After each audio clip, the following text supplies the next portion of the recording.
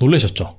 제가 아닌 다른 사람이 출연하고 다른 사람의 목소리가 나오고 제가 함께 일하는 사이다 경제와 함께 2021년부터 다양한 콘텐츠를 이 달란트 투자 채널에서 제공해 드리려고 합니다.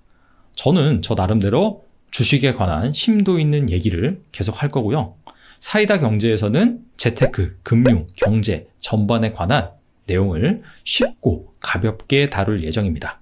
아무쪼록 많이 애청해 주시고요. 이제부터 시작하겠습니다. 현실에서는 코로나로 인한 경제 위기가 여전하지만 시장은 벌써 코로나의 긴 터널 끝, 그 너머를 보고 있습니다. 이제 새로운 한 해가 열리는 시점이지만 전 세계는 아직 코로나19 영향권에서 벗어나지 못하는 모습입니다.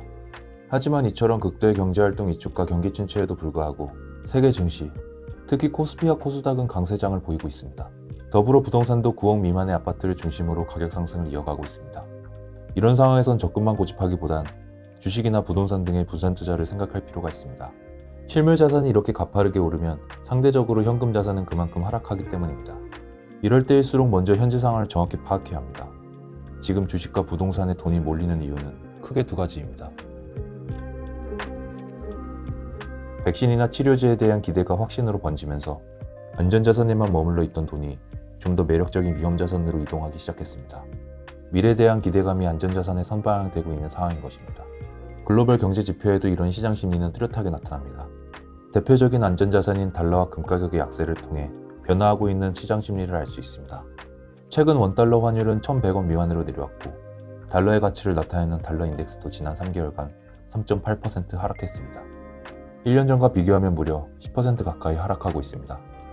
이런 약달러 추세는 국내 주식에 투자하려는 외국인이 증가하는 영향도 있겠지만 경제 위기 때마다 안전자산인 달러를 삼아오는 사람들이 줄어가고 있다는 것을 알 수 있습니다. 기저효과란 경제지표를 평가하는 과정에서 기준 시점과 비교 시점의 상대적인 차이 때문에 나타나는 현상을 말합니다. 불황기의 경제를 기준으로 삼으면 그 이후 경제지표는 실제보다 많이 개선된 듯 보입니다. 시장이 최악의 경기 침체를 예상했기 때문에 조금만 좋아져도 시장은 그것을 크게 느낄 수밖에 없습니다. 지금이 그 상황입니다. 지금까지 나빴으니까 이제 회복할 일만 남았어 라는 기대감이 형성되고 있는 것이죠. 그렇다면 2021년 재테크 전략을 어떻게 가져가야 할까요? 주식과 저축은 재테크 수단이지 최종 목표는 아닙니다. 하지만 내 집 마련은 재테크 최종 목표 중 하나입니다. 주식 투자로 종잣돈을 불리고 최종 목표인 내 집 마련에 속도를 내는 것. 이것이 집이 없는 우리가 새해에 달성해야 할 가장 현실적인 목표입니다. 세계 어느 나라를 가더라도 절대 피할 수 없는 것이 소득세입니다. 현재 우리나라 소득세율을 적용할 때 한 해 소득이 5억 원일 경우 낼 세금은 1억 7,460만 원 정도입니다. 담세율이 무려 35%에 가깝습니다. 하지만 집이 한 채만 있다면 집으로 발생한 9억 원까지의 수익에 대해 세금을 내지 않습니다.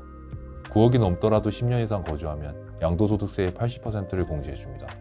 혹시 집값이 떨어질까봐 매매를 미루고 있나요? 당연히 부동산 가격이 늘 오르기만 한 것은 아닙니다.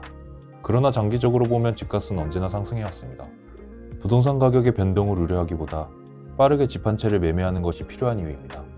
그렇다면 현명하게 내 집 마련하기 위해선 어떻게 해야 할까요? 주택시장에는 현재 두 가지 트렌드가 존재합니다.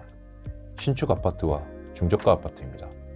신축 아파트의 가치가 높아진 이유는 오랜 재건축 규제로 매물이 귀해진 탓도 있겠지만 코로나 이후 재택근무 등으로 집에 머무는 시간이 길어진 영향도 큽니다.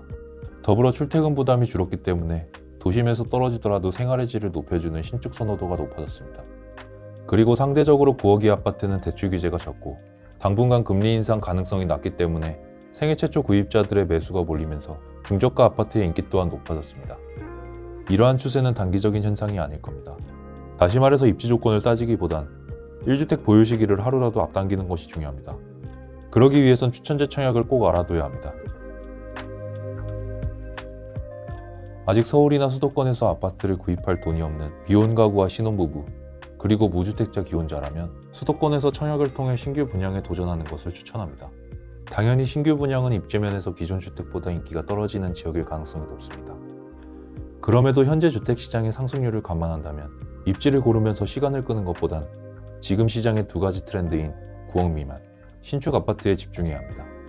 많은 사람들이 추천제 청약에 당첨돼도 돈이 없어 분양받을 수 없다고 하지만 신규 분양은 공고가 나온 후 입주까지 최소 3년이란 시간이 필요합니다. 그 사이에 계약금과 중도금의 일부는 대출을 받아서 내고, 그러고도 입주 시기까지 잔금을 내기 어렵다면 전세를 주고 나중에 입주하는 것도 방법입니다. 청약을 통한 신규 분양은 대부분 가전제이기 때문에 청약가점이 높아야겠지만, 자신에게 맞는 조건의 추천제 물량을 찾고 집중적으로 청약 신청을 넣는 노력이 필요할 때입니다.